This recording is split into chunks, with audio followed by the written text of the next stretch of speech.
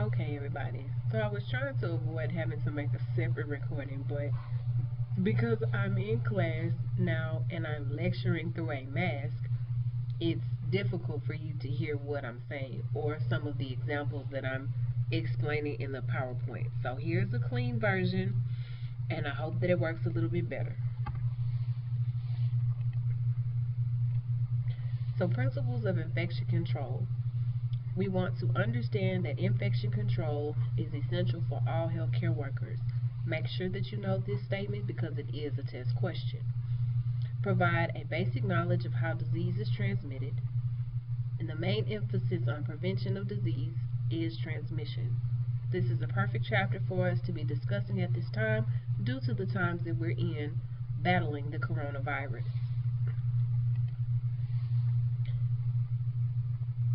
A microorganism or microbe, and some of these terms, as I go through them, will probably be a review for you from biology. A microorganism or microbe is a small living organism. It is not visible to the naked eye. The microscope must be used in order to see them. They are found everywhere in the environment, from countertops to doorknobs to kitchens to bathrooms, bedrooms. They are found everywhere. And they're even found in and on the human body. Many are part of what we call a normal or local flora of the body. Most of us have, well, not most of us, everybody has their own germ. That's the easiest way to think about it, that everybody has their own bacteria that is unique to them. I have staph on my skin. I know that because, excuse me, I have had an abscess under my armpit. I know that sounds real nasty, but what happens is when you remove the hair, sometimes there's a hair follicle that hasn't quite broken through the skin. And underneath that hair follicle starts to collect sweat, deodorant, and funk, and eventually an infection sets in. And usually the only way to get rid of that infection is for it to lance it open. Now, I won't show any graphic videos, but if you watch the pimple popper, she's usually dealing with fleshy issues of the skin, but she also deals with infections. So to lance means to cut it open and drain out the pus. And pus is nothing but a collection of white blood cells. White blood cells fight infection. Non-pathogens are beneficial to the body processes. So non-bacteria creating pathogens are helpful to the body. Pathogens, also known as infectious agents, cause infections and disease to a host, and we as humans or animals are prime suspects of a host. We are a living organism, a living being, and these bacteria, viruses can live off of us. Microbes prefer warm, dark environments. A good example would be athlete's foot. You have sweaty feet, dirty socks, hot environment, yeast sets in on the feet, or fungus sets in on the feet, and then you have athlete's foot. There are several other examples that I could go into, but that's one that just pops into my mind. Microorganisms need a source of food and moisture. They need oxygen, which varies if they are in an aerobic or anaerobic condition. The human body is an ideal supplier of all microorganism requirements. As I stated before, we are great hosts for germs.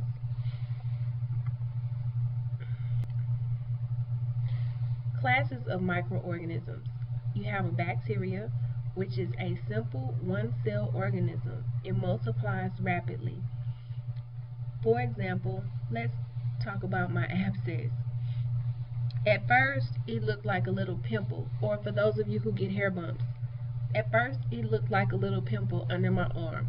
I didn't think anything of it. I've had one before, and they go away. I'm so sorry. As I stated before, I had a little pimple, and I've had them before, so what's the big deal? Well, the next day, it was just as about a half the size of my armpit. So I say all of that to say this, that bacteria it multiplies rapidly. You can wake up one morning and your foot, oh, I got bit by a spider. It's swollen. Or you have a little red dot. But by the next day, your knee is swollen like a baseball bat. The microorganisms are also classified by shape and arrangement, which I will talk about in a little bit. Over right here. So cocci are round or spherical in shape, or circle.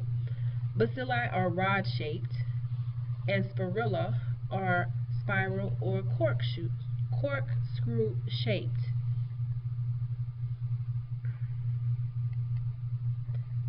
Here are what they look like.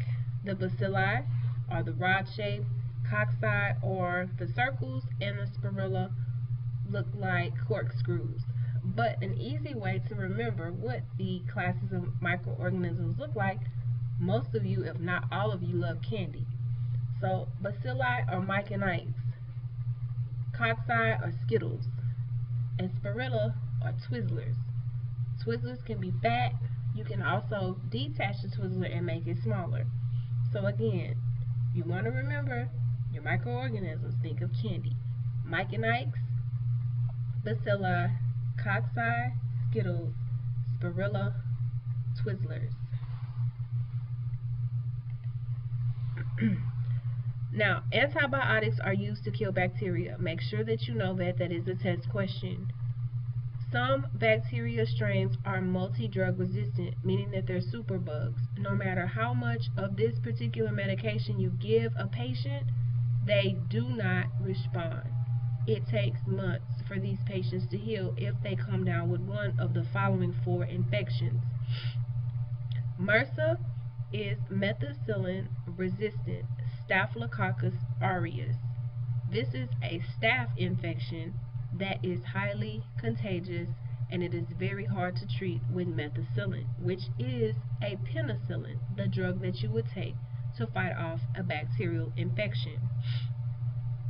VRE is vancomycin-resistant Enterococcus. Now, mind you, if you look at the name, sometimes you can tell what type of shape these bacteria are by looking at the name. So Staphylococcus, Enterococcus, you should be thinking what? You should be thinking cocci is a circle. MRAB or MRAB is multi-resistant Acinetobacter baumannii. And CRE, Carbapenem resistant Enterobacteria, ACE. I know I've said a lot in these few words. The last two, MRAB and CRE, those are fairly recent bacterial infections that have come across the news and social media outlets, but MRSA and VRE have been here for a very long time. Now, what do I want you to take away from this slide? I do not expect you to know how to spell it, although I just want to warn you or caution you. If you are planning on continuing into the healthcare field, you will see these acronyms, these abbreviations again, and you will be required to spell them. But for my purposes, I want you to be able to identify them, that they are multi-drug resistant superbugs. Now, I could on the test put some funky spellings in there, or I could put the wrong word. Probably won't spell it wrong, but I'll definitely switch the word. So I need you to be able to identify it. Protozoa. Protozoa is a one-cell animal-like organism. It's found in decayed materials and contaminated water. It may have flagella for movement, and some are pathogenic. Now, I don't know if many of you are following the news, but the young man that passed away due to an amoeba, a brain-eating brain-eating protozoa because it was contaminated water. And right now, Texas City is on a boil restriction where they have to boil their water before consuming it, drinking it, or cooking with it.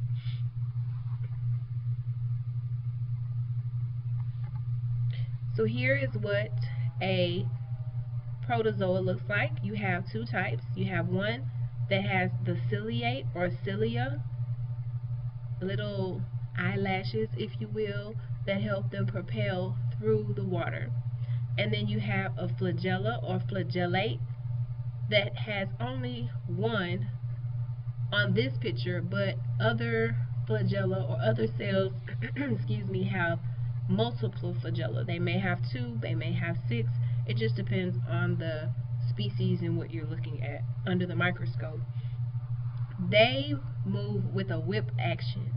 So if you just take your hand, put it across your head like you're whipping a lasso, that's how they move. And they move pretty quick.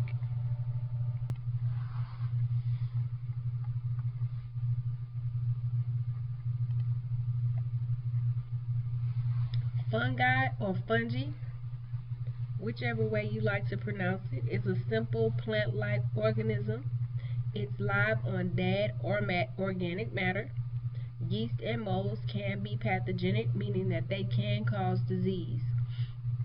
Antibiotics do not kill fungus. Make sure that you put a star by that statement. Antibiotics do not kill fungus. You must take or consume an antifungal medication for treatment. Examples: athlete's foot, yeast infection, ringworm. Those are all forms of a fungus infection.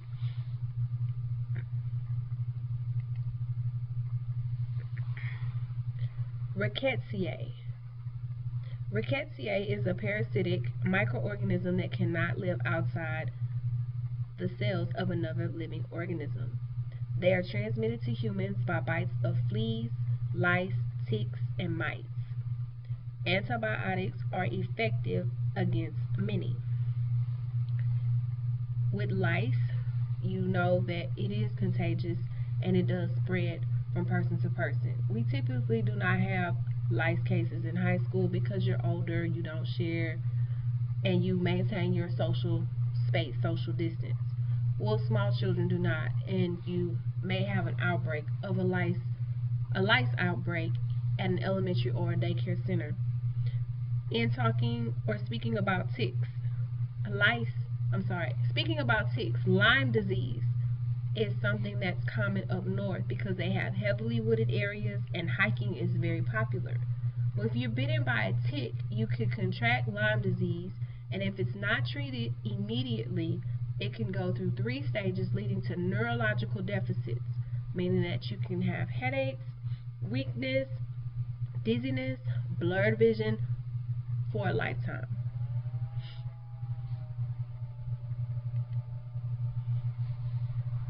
Viruses. Viruses are the smallest microorganisms. You must use an electron microscope to see. It must be inside another living cell to reproduce. They are spread by blood and body secretions. Viruses are very difficult to kill, and they are not affected by antibiotics. At this time, I'm going to discontinue the lecture portion. This is where I stop with my live classes. So if you have any questions regarding what I've discussed thus far, please feel free to email me, and I'll talk to you all soon. Have a good day.